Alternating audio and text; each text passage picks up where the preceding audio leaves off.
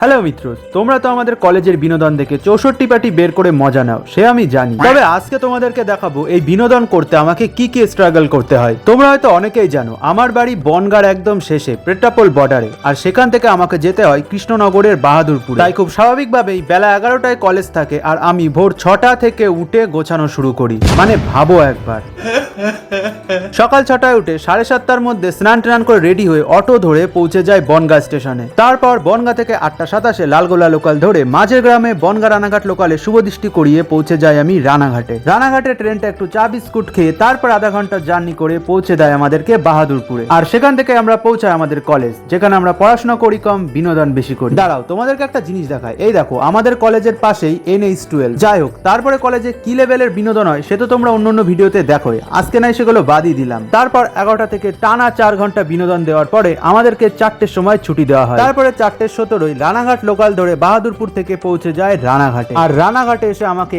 একা 1 ঘন্টা বনগাঁ লোকালের জন্য বসে থাকতে হয়। 1 ঘন্টা পর 6:04 থাকে বনগাঁ লোকাল। তারপরে আসি আমি বাড়ি। সকাল 7:30টায় বেরিয়ে 12 ঘন্টা পর সন্ধ্যে 7:30টায় আমাকে বাড়িতে ঢুকতে হয়। আর এত খাটনি কিন্তু আমি পড়াশোনা করার জন্য করি না, তোমাদেরকে বিনোদন দেবো বলে করি।